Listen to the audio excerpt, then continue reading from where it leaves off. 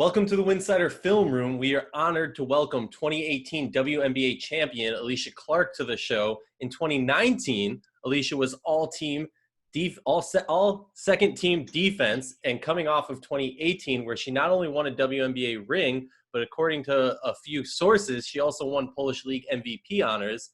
Alysha, welcome to the show. How's it going? Thank you. It's going all right. It's storming down here in good old Florida, so doing as best as we can with it. That late afternoon thunderstorm, I would assume. Yeah, it's coming down. Like, we had to ride our bikes and it's lightning and thunder. Like, it's a lot. It's a lot. This weather is not Seattle summer, and it's not Seattle summers. Which is hilarious because all I know about Seattle is the fish market and rain. So the fact that it's not confuses me. But tell us a little bit about the Wubble. How's the Wubble? How are your housemates? And what's going on with you guys? Yeah, I mean, the Wubble is what you would expect it to be. We see the same people every day. We go to the gym, we come back, we recover, we play. So nothing really exciting there. Luckily for me, I have awesome teammates. So it makes being down here really easy. Not really easy. It makes it easier to be able to just be in this environment. But it's been okay. I live with Jules, Sammy, and Ezzy. And Sly, he's all of our emotional support animals here. So he, makes his rounds. Like, he has spent the night, had slumber parties with everyone here in the villa. So it's okay. We're just playing and trying to use our platform and our voices to make some change and do something good and help where we can while still playing some ball. So it's going all right. Well, we commend you on that, and as anybody who hasn't lived under a rock knows, the WNBA has always been on the forefront of that, so we tip our caps to you. But talk to me, what's it like to have the 2018 squad back together again? I know Stu spoke a little bit about how it's kind of like a defending championship year, but I'm curious in your mind, like, what's it like to have the team back? The band's back together. Yeah, the band's back together. No, it's actually really nice. No, it's okay. It was like early on when we were all finally like the five starters from that season. We like took the practice court for the first time together, and I looked around and I like high-fived all of us, and I was like, "Oh my God, everybody, welcome back!" Like, it's been so long. And even though it's been one season, it's felt like an eternity. But it's been really, really nice. Like, it's been nice to just kind of see how, the chemistry and everything that we've developed over the years. We just picked right back up where we left off in terms of our offensive flow, our chemistry, and how, we see things and talk to each other and communicate with one another.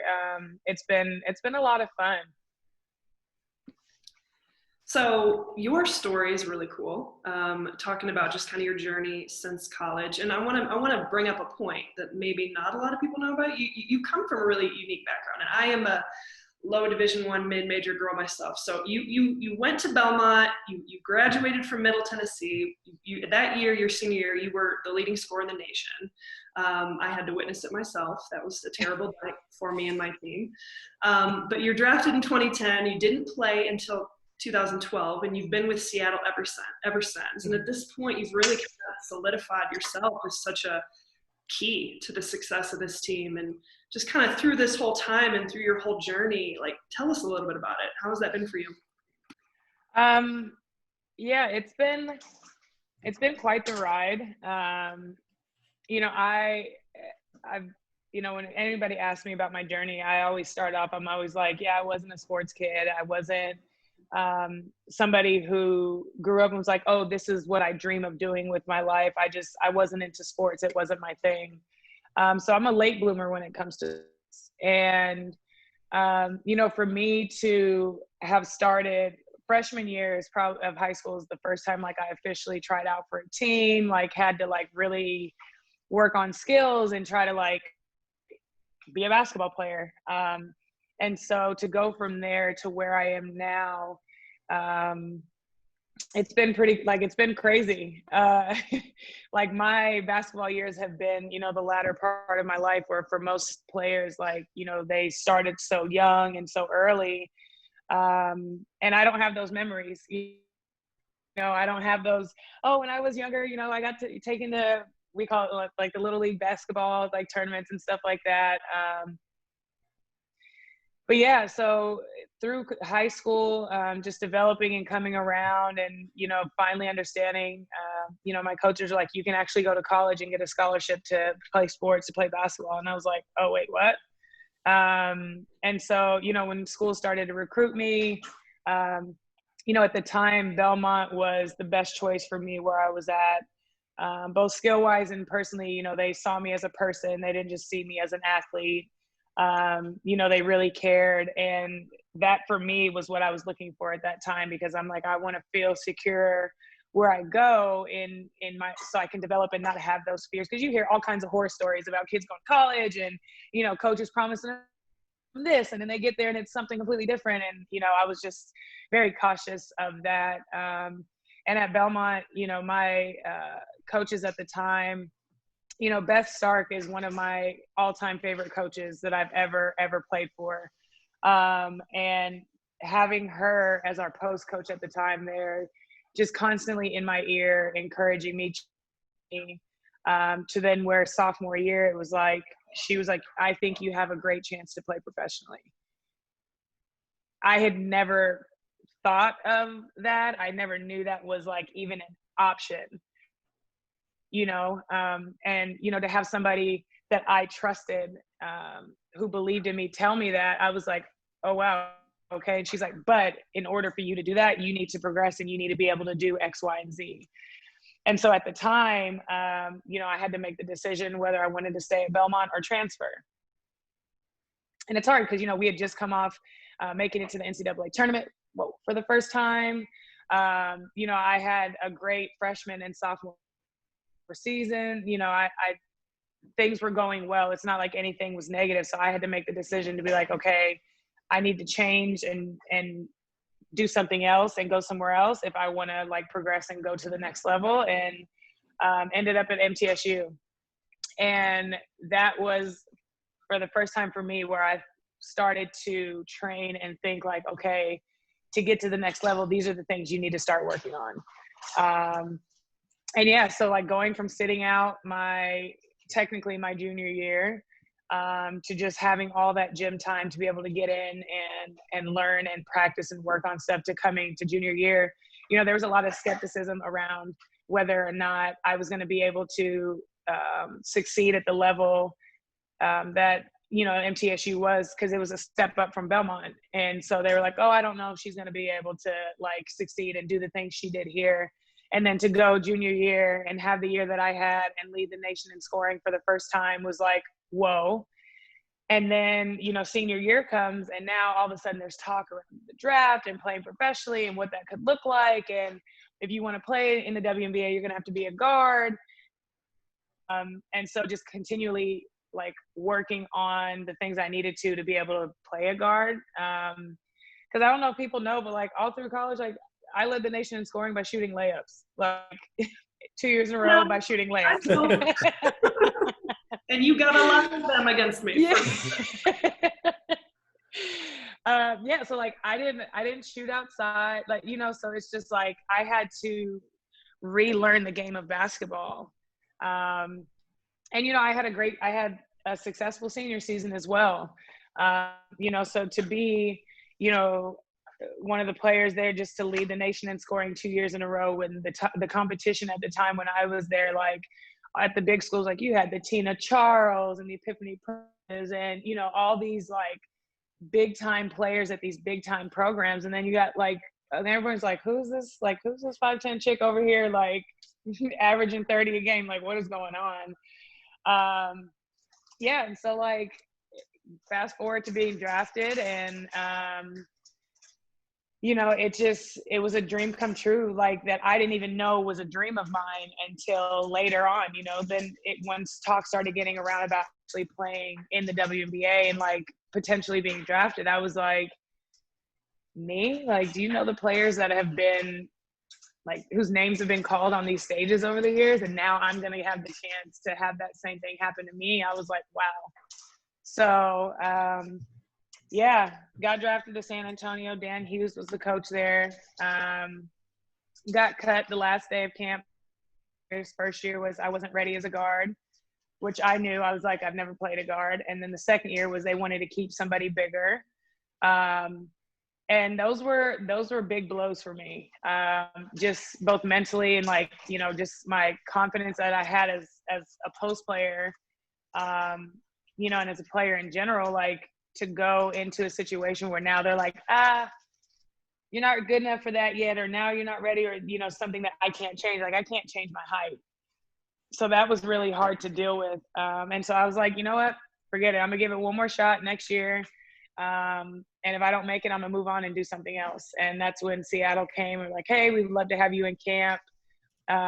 You know, Swing Cash just, you know, left, and we think, you know, you have the potential to be able to be a similar type of player as she is. We'd love to have you come to camp. And I was like, all right, here we go. This is all I got. So I'm gonna do it. And here we are.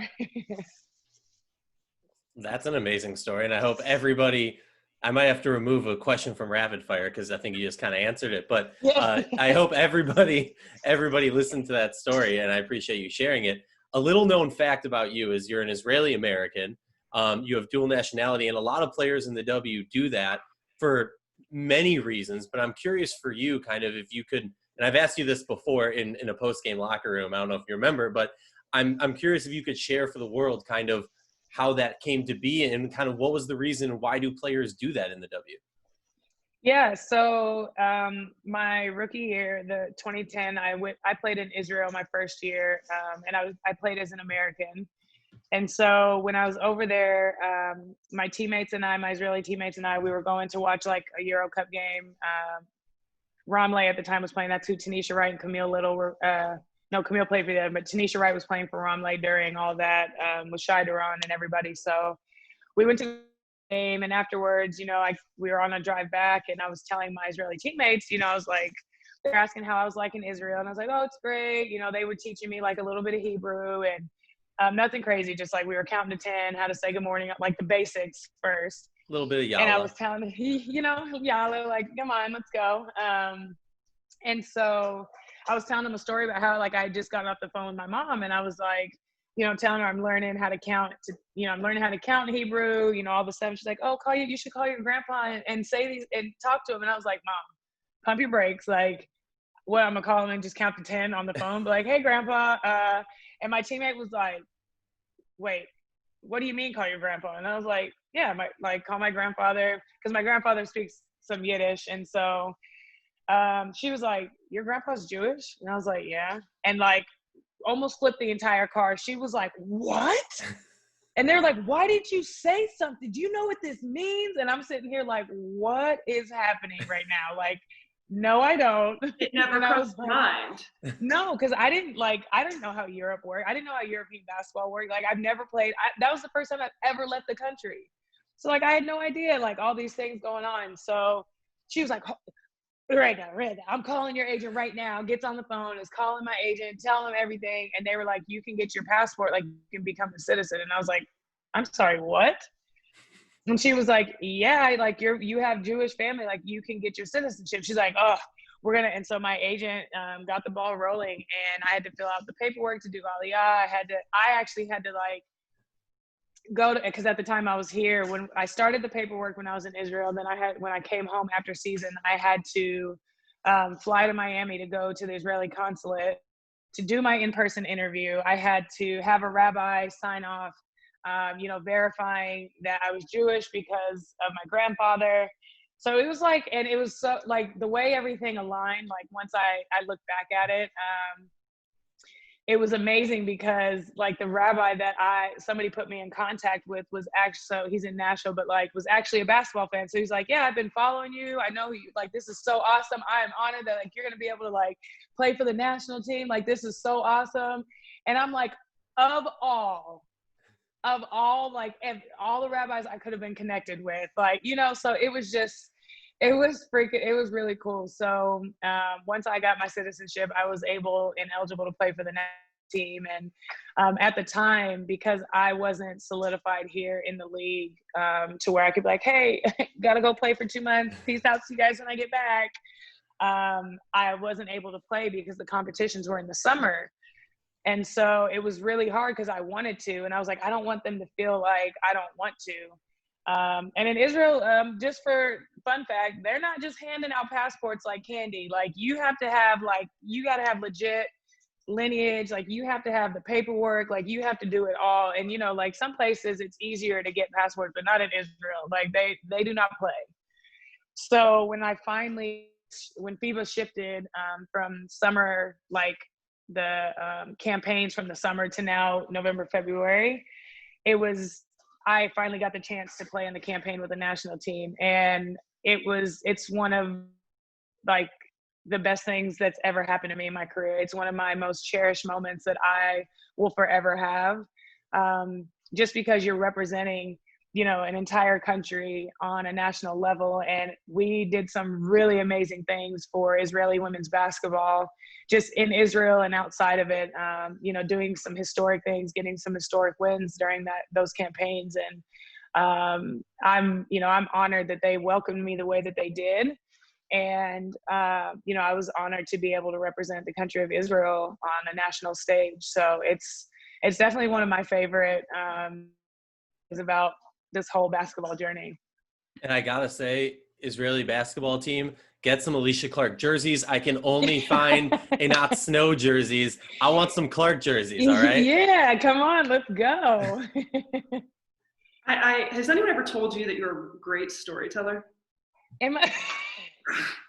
Like, I don't know. I'm just loving it. I'm loving it. You've got a great story first and foremost. Thank you. So we're going to jump into the film study now. And for those of you who are just joining us for the first time, we just kind of go through some different shots, some different action. We're limited here with the controls here. Shout out to Aryeh pulling the clips from WNBA Advanced Stats. But we're going to take you through just some of your three-point shots to start. And then after that, we'll get into some of your little floaters. We'll talk about some of your defense, and we'll talk about your vision.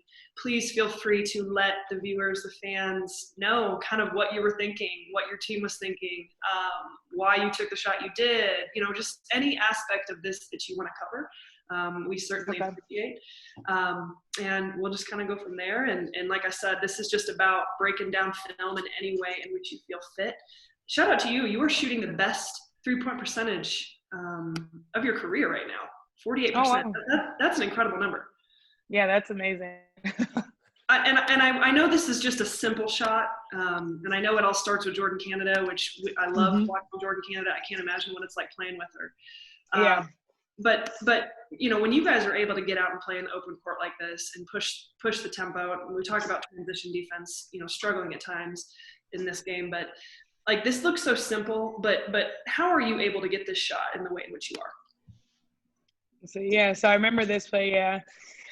So, I mean, run transition, like spacing is a really big key for us. And, anytime Jordan or Sue is pushing the ball, like when they have space, they're the best creators, that in the league. So I knew if I kept my space decision, whether she's going to step in and help on Jordan right here, or she's going to leave that lane open for her to attack and she steps in. So that I've been working on is shots and movement, because a lot of times in the past and even into last year, like I have these shots, but I don't take them because I didn't feel confident enough to shoot them. And so this was something I worked on, like sprinting, getting my feet set. And actually this shot, like I felt like it was going to be really short. That's why I ran in like I did, because I felt like I didn't have any legs. The first 4 minutes of this game hit me really hard. So like you see me like chase it, because I was in my head, I was like, oh, that's really short. And then I was like, oh, it went in. Okay, cool. I thought you were just following your shot. I was like, oh, yeah. I thought it was going to be real short. I thought you were just playing that early defense, because we're going to get to some tape of that later. Like your on-ball defense, like after making a bucket, is just insane. And you get so many steals that way. Thank you. Explain to us on this one, how are you so wide open? Because like at this point, that would be a major breakdown, right? Yeah, so Stewie, I mean, it's really starts with Stewie because when she attracts so much attention, and so you see two defenders leave and go with her. And so who's that in the corner? Is that Jewel? Yeah, and Jewel's been, lighting it up from three. So D-Rob right here, I think that's D-Rob. Yeah. So D-Rob makes a decision. She's like, she stunts at me and gets back to Jewel because I think Jewel probably just hit some shots, but Jewel's been shooting really well from the three. And so like for us, we play percentages. Like, so when we're on defense, so like if I'm playing in a game and like somebody's hot and hit a couple threes, hit some threes or whatever, you play percentages. And so right here, D-Rob was like, she stunts at me to make me think for a second and then closes back out to Jewel, not to three. And then for me, it's just stepping into that shot with confidence. I see her leave and I'm like, all right, we're about to let it fly. Now take us through some of this action. It's going to end up being a wing three for you, but is this a horn set or is this a handoff? I can't tell what's getting ready to happen. Yeah, so this is a horn set. I mean, yeah, it's like a horn set into a handoff. A lot of our offense and stuff that we do is just reads. Like we have sets, obviously, and sets that we start with. But if our like Jordan sees this right here, like she's probably like comes off and sees Kennedy so far under and is like, you know what, this will be a great screen in time, a handoff to Jewel. And then like Jewel can come off. And then you see again, like just Strick steps up in that and turns her head for a second. And I relocate a little bit farther down on the wing and Jewel sees me and hits it, kicks it over to me. And again, just having that confidence to step into my shot and take it when it's there. And I think Strick actually high-fived me on that one too. Yeah. But I think that plays a great example of those little motions that normal fans don't even notice, that you stepping further around the arc gave you that opportunity to get that shot off. Yeah, just out of the sight line of Shakina. This one's just a simple trail three, but I don't think a lot of people understand, one, this is a difficult shot, being in that trail post position. Was this something that you had to you talked about shooting a lot of layups in college. Running that trail spot and being able to knock down this shot. At what point of your career did you develop this? I started working on it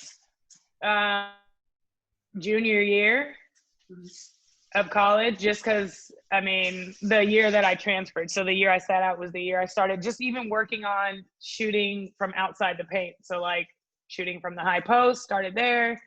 Then started shooting at the three. I got with a shooting coach, Win Case, that was the males coach at the time at Middle, and worked with him my last 2 years there on my outside shooting and, getting my form and just like all the basics of becoming a good shooter.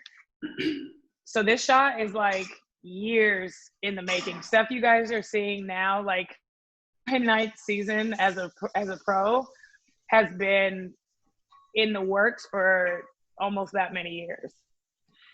And this is another example of just the attention that Stewie demands on the court.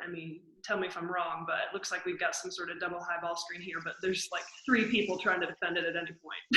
Yeah. It's just a simple like drag screen, and then both of the posts just are to it. But you see, again, she just attracts so much attention. And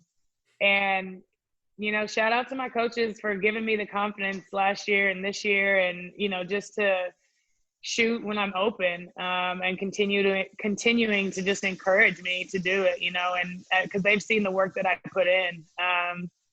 So this play, actually, we call it a kill cut. So you see Jordan cut through. So when Jewel turns the corner, Jordan's defender, which is Sloot, I think right here, looks at Jewel. So she's coming off, she has it, and then you see Jordan we call it a kill cut to the basket, and it sucks the defense in. Everybody has to go, and then Jewel finds me in the corner for an open three. I like that. Learn something new. Yeah. And that's not an easy one either. Oh, sorry. Go, Rachel. No, I was just going to say, do you love the corner three? Because it feels like you're automatic from there. Well, what's funny is Jewel did throw it at my feet. Sent me a video clip of this, and because I get on him, Marcus Kinzer, Skilly is who I work out with at home, and like I get on him all the time about his passes, because he'll throw and I'm like, throw me a good pass, like what is this? So I knew as soon as that ball left Jewel's hand and I shot it and it went in, I was like, Marcus is going to text me after the game. And he sure did. He was like, you can never say anything to me again. He's helping you out and you don't even know it. Yeah. That's true. I mean, you hear coaches and everyone talk about all the time, like delivering that pass right to that pocket. I mean, that's a tough shot to get that down at your feet like that and to be able to knock it down. I mean, that's not an easy thing to do by any stretch. Yeah. So, and it's actually funny because, like, for most people, and I'll leave it with this, but like most people, like for me, when my shot's feeling off, it's usually because I'm like standing straight up or whatever. So I have to, like, one of my things that I do is making sure I'm like underneath it. So her throwing that, like, is probably one of the better bad passes somebody could throw to me, because like I'm down and I have to like bring it up in my shooting motion to get it. Whereas like if it's like off to the side and I'm still standing up straight and trying to, like, that was actually better non-good passes. interesting. And she's in here cooking. I mean, talking about, she knows it's her and I don't, and she's not even over here at the iPad. Talking about throwing bad passes being thrown on the foot. She's like, I'm just taking notes over here. Right. All right, so now we're going to jump into what Aryeh likes to call your signature floater. Just a few clips of this.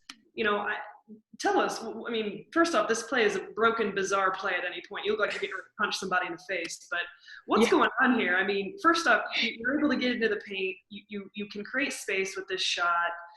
You can shoot it with your right hand or your left hand. But what happened here? So I was mad because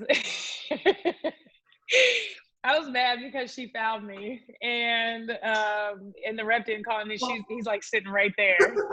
I love that you like are in the middle of the play. You're like, do you not see this? Like, That's literally what I was thinking. And so I was just like, at that point, I was just like, okay, no, like I'm about to just, like, the competitive spirit in me like took over, and I was like, you don't want to call a foul, you're either going to call it or I'm going to go score. So, but yeah, so like the floater, I've had, like, that's a shot I've been doing my whole career, just because like mostly everybody that I was a post player in college. I'm a 5'10" post player. So all my shots like have had to be like quicker, like quick little floaters around the rim. And so it's something that, now as a guard that, it's something that I'm able to use when I'm around the rim. Cause now the shot blockers are a lot different here than they are in college. So, they come in handy now. have you spoken? Because I think only you and Alyssa Thomas are the ones who can pull that shot off on a regular basis. Have you guys like talk shop about it? Like, oh, I noticed you like to take off on this foot. I like this foot. Or like, because these are mind-blowing plays, and people on Twitter have noticed this. If you haven't gotten the attention and like seen all the Twitter talk, like people are talking about this. That's funny. I haven't seen all the talk, but no, we haven't talked about it. Obviously, like, like for different reasons. I know for her, she does it. She's able to do this everywhere around the rim and get where she needs to get. And so, I mean, it's a great shot to have in your repertoire, especially, something that you can do consistently with either hand. It makes it tough to guard. Speaking of either hand. Oh. Okay. She just threw that up there. I like it. I like it a lot. Yeah.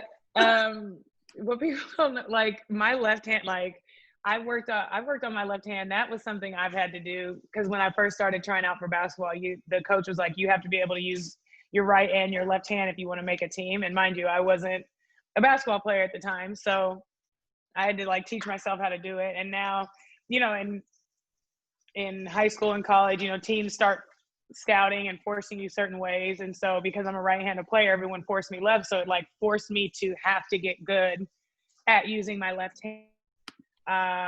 And so now, like, to be able to have that control with both hands and be ambidextrous like that, it makes it hard. Like it makes it tough, because now you can be on both sides of the floor and it's okay. Well, and it looked like Lexi was trying to block your right hand on that one, and you kind of did a last second switch to the left, which really threw her off. I didn't even see it. Yeah. We'll give her credit for it. It's one thing to shoot a left-handed layup. It's another thing to shoot, a 10-foot bank from outside the block. So yeah, it's impressive. It's all about angles. It's all about angles. As someone who never had a left hand, I have a lot of respect. Yeah. Let's get into your defense. You are a tremendous defender. I think you know, we talk about it a lot. You don't get enough attention across the board. So that's part of what we're doing here, trying to sing your praises. But defensively, you know, you make so much happen on the floor. I kind of want to get into your mentality a little bit about being a defender. What do you feel like makes you such a tough defender? And as we watch these plays, just kind of talk to us about what you anticipated in some of these moments. Yeah. So, you know, at this level, like you have scouts, so you know plays that teams are running, you know the options. So on this particular one, I knew that they were. So I knew she was going to pop back up to try to get this reversal so they could set across. And so just trying to break up the play and the timing of it. What I was going after. So that's just you knowing the scout, being aware of familiar action, and ahead of the curve. Okay. Yeah. Another thing that I love about you is, you know, your versatility, being able to guard multiple positions. You can body up some people down the block. It probably feels like home for you in certain ways. Yeah. That's exactly what you did here. That was a really short pass, but you know, post defense and being able to defend that way and driving your opponent down or whatever. You know, obviously that was kind of handed to you in some ways, but you're able to body people up. Do you love getting down there? Yeah, I mean, it's nice to get back to, you know, my true essence. And like I'm a strong player. Like I have, you know, a strong base. And so obviously for me, like, yeah, I play a guard now, but like I played a post my entire career again. And so understanding the different angles and how to, you know, take players out of what they're wanting to do post-wise is, you know, a secret skill, if you will, that like not a lot of normal guards in this league have, who don't know how to defend that way in the post. I love that last play right here because, as I was talking about earlier, your ability to never give up on a play and really use your energy in smart ways. I mean, what goes on is that something that the coaches say to you, like, hey, stay back a little bit, put a little more pressure on them, or is it you kind of just being like, I got this? No, it's just me. You know, again, it's just a feel thing and a read thing. You know, I saw that Zowie was looking right there for Sabrina, and I knew, you know, she was looking to get it out. She looked a little under stress with Tosh behind her, so she made a decision a lot quicker than she probably wanted to. Yeah, and it's just having that instinct. And for me, something that people don't understand is like I study their tendencies. I study, you know, where they like to shoot the ball on the floor when they're coming off screens, which way they prefer to go. You know, I like to know what they're going to do when they're coming down the left side of the floor. I like to know what their signature move is, and not saying that like I'm going to always stop it all. Like these are some of the best, you know, women in the world, and they're going to score. They're going to hit tough shots. That's what makes them, you know, professional players. That's what makes them WNBA players. But my goal is to know what they're going to do probably before they know it, and just make them, you know, go to their option B or C. It's not that they can't, but if I know, you know, even like last night, like Aryeh, she's an explosive player. She's a really tough guard. And, you know, I know where she likes to shoot her shots on the floor. And so in the first half, she was able to get to the rim a lot of her shots. But, you know, at the same time, like two of them were to her, she prefers left. She prefers the left side of the floor. Like it's not a secret. But at the same time, her going right, when I forced her right, she was still able to finish, but it's still taking away her first, like what she prefers, making her beat me a different. And I think that's what you saw in the second half was just me making those mental adjustments and making things a little bit tougher on her and forcing her into some more traffic where I had a little more help. Yeah, I mean, from when we're recording this is coming off a hell of a defensive performance from you last night on Aryeh, who's playing phenomenally. I mean, we could all admit that. Man, yeah, no, she's it's unbelievable. I can't imagine that assignment, but the Twitter world was raving about you last night and just the job you did. So we had to throw one of those in there. Shout out to Jewel Lloyd for hyping you up on that. There you go. Oh, did she? Oh, I'm pretty sure I saw a tweet from her. Okay. She's always my hype woman. Cause she sees, all the hard work that I put in. And, she's in there every day with me doing it. So that's one thing I love about my teammates. And another thing about you, as we get into kind of the last few clips, from the versatility piece, you're like a Swiss Army knife. You can do a little bit of everything.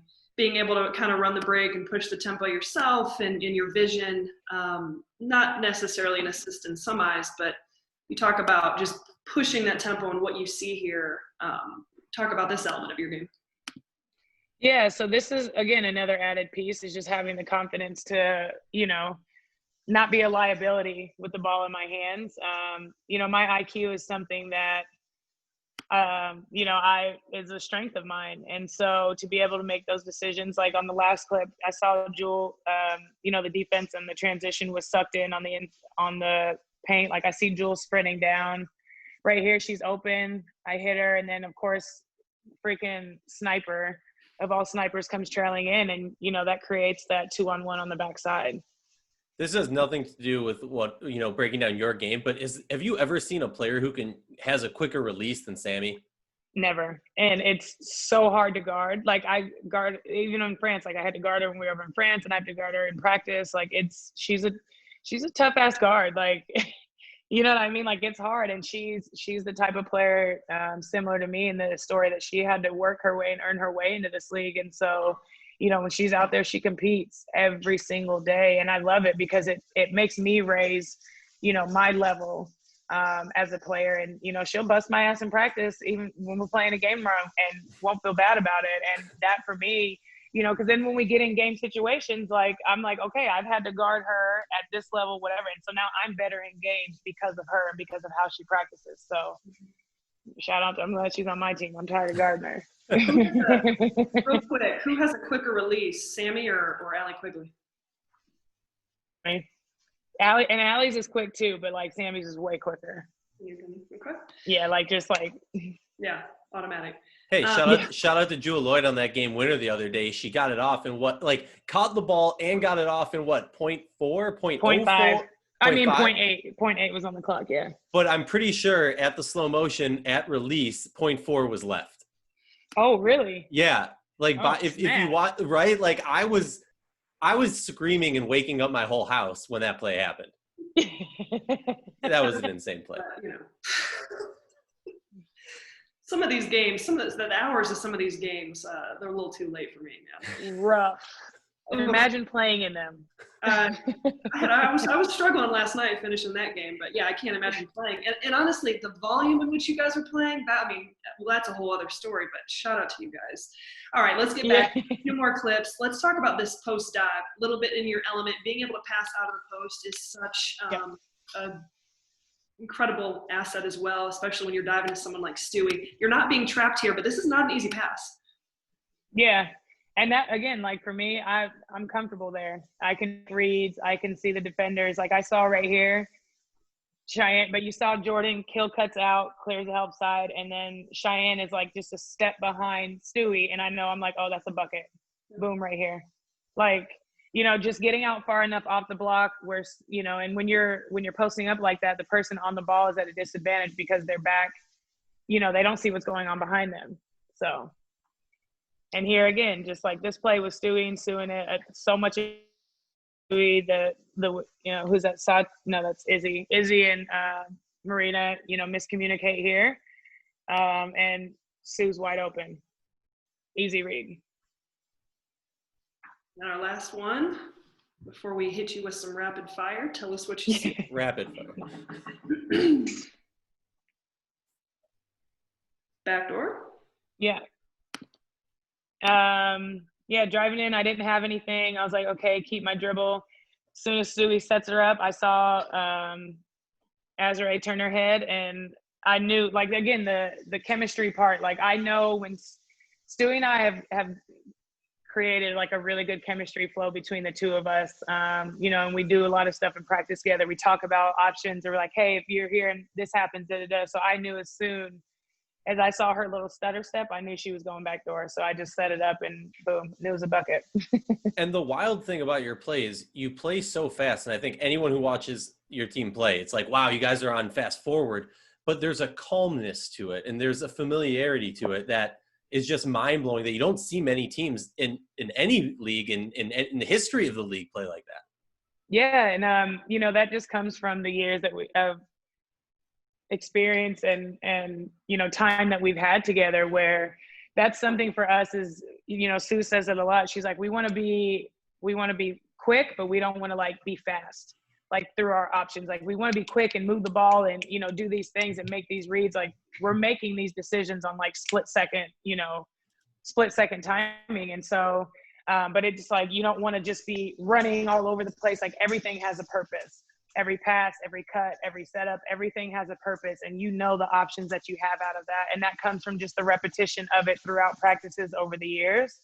And so something as simple as that drive to the middle, I don't see something and it's a loaded side, somebody making that cut, and it was Stewie. So like just knowing that that was the next option that could come from that is just, you know, something that has been in the works for years now with our core group.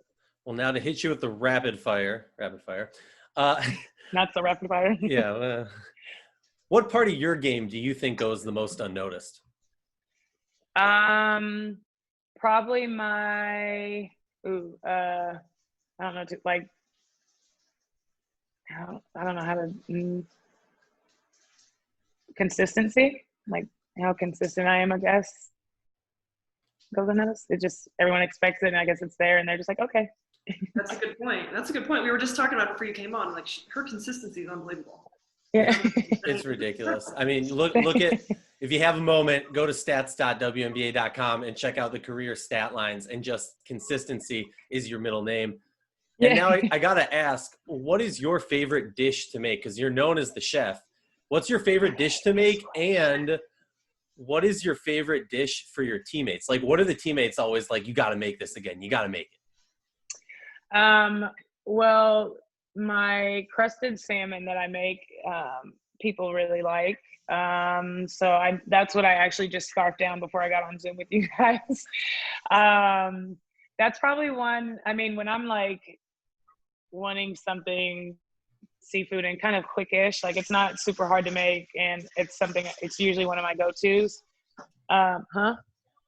Oh, my scallops are pretty good. So those are a hit. And my favorite dish to make, I don't even know. Cause honestly, it just depends on my mood. I'm just going to say that it depends on my mood. Cause it could be some days I'm like, okay, like I said, I want a cheat meal and I'll make some actually, I just finally got my mac and cheese recipe, like, because I've been trying like all different kinds of like mixtures of cheeses and consistency and whatever. And when I was at home during quarantine, I finally got it. So my mac and cheese. Boom. All right then. What do you believe your biggest weakness is on your game, and what are you trying to improve most of your game? Definitely my mid-range. You know, I think for me that's the next step to evolve as a player. It's there. I'm actually like shooting a couple now, which is like a big deal. Anytime in a game or practice, I shoot like a pull-up. I immediately look to Noelle, who not only did she play with me and has seen it, but she's now our assistant coach, and so she's seen the progression of how that's come along. And so like these little victories, it might not mean much to somebody, maybe me running down in transition and stopping at the elbow for a jump shot versus trying to get all the way into the paint. Is a big win for me. So that's something that I'm continuously evolving, and that's where I want to get better. As an elite basketball mind, who is the toughest team to scout for? Toughest team? I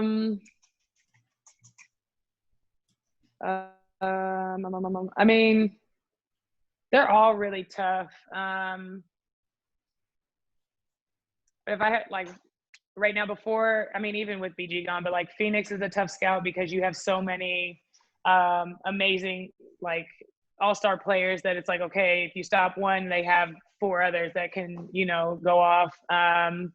LA's the same. I'm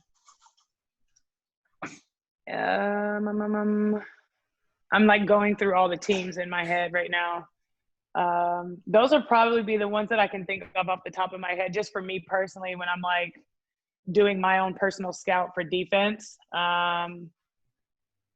Those are two of the harder teams for when it comes to scouting, just because of the weapons that they have. When I say overseas, what comes to mind? Europe. I don't know. That's a very literal answer. I love it. That's very cool. I can't argue that. See, okay. Sound like rapid fire. That was a real rapid fire response, so I appreciate it. There you go. I'm trying for you. You got it done. What will it take for the Seattle Storm to win the championship this year? First, being healthy. That's the biggest thing for anybody here in the Wubble. And then probably after that, it probably just efficiency with our play, being on it on both sides of the ball, when, you know, both offensively and defensively, being just clicking on all cylinders. I think when we're off just a hair on either side, is you've seen us struggle in our few losses that we've had this season. So I think if we're clicking on all cylinders and healthy, I think that'll be good enough to put us in a position to win another championship this year. Now, this is a personal one for me. One of my favorite non-WNBA player, WNBA personalities is Mama Lloyd. I think I am a giant fan of her, and she was one of the nicest human beings in the world. She's awesome. We had her on the show. We have had her on the show. We had her and Jules on the show one time. Jewel, did you know your mom and aunt were on this the Winsidr show? You didn't know this? She's like, oh, I want to show. I would need to flip this camera so you can see her. Like, she's. We'll send it to you. We'll send you the link. They're gonna send you the link. Yeah, she was on Winsidr. She's like, and your aunt. She's like, I can't control them. They're living their life. I didn't know that either. That's amazing. Yeah, Mama Lloyd's fantastic. She's everybody's hype woman, everybody's support. She's amazing. She's the greatest. She is the GOAT. Now, I might have gotten this wrong, but I did a little bit of stalking of you, and I found out that your sister is a singer. Is that true? Yeah, my family's a music family. My brother and my sister are both singers, yeah. Okay, so what is your favorite song to hear her sing? My favorite song that she has done, it's called Ooh La La. That's my favorite. And I'm trying to think. Oh, my brother had his album put out, and I can't think of the name of the song. He had a video to it. He's going to kill me because I don't know the name of it. Hey, we can plug it after this if you want. We'll link it. Yeah. Yeah, I need to figure out what it is because I can't even think of the name. I see a CD, and I like, no, I'll let you know. I'll get the name. He's going to kill me. You shoot that over, and we'll link that. Yeah. Last one I have before we let you go. We've appreciated your time. You're phenomenal. Your energy is phenomenal. Thank you so much. But what advice would you give a young woman who is aspiring to make it to the WNBA, to play professional, or even just achieve success in their life? I mean, any successful person will tell you that hard work is obviously, there. It needs to be at the top. But for me, I would say, like having confidence in yourself and knowing what it is that you want to do and not letting anything or any obstacle get in your way to keep you from reaching what you want to achieve. And you can compete. It doesn't matter if you're an athlete or if you work in corporate. When you compete at something, it not only are you working hard at what you're doing, but now you're also trying to elevate where you are. And for me, that's been kind of just stay in everything that I do, is just making sure that I'm competing and I'm staying focused on what it is of the goal that I have in mind. And then two, just celebrate your milestones, no matter how small they may be. Celebrate those, because it's going to help you understand that you're farther than where you started, and that you're on the right track of getting where you need to go. So for me, something as simple as, shooting that pull up in transition, like, yeah, I'm not where I need to be, where I'm an efficient mid-range pull-up jump shooter, but I'm also farther along than where I was. And so I think when you celebrate those moments and those milestones along the way, it gives you just a sense of gratefulness and a sense of humility to know that you're working and it's not going to be easy, but you're headed in the right direction. Words of wisdom. Well, we appreciate your time more than you know. Thank you so much for joining us, Alysha Clark. Yeah, thank you guys for having me. This is great. Thank you, and good luck in playoffs. All right, thank you.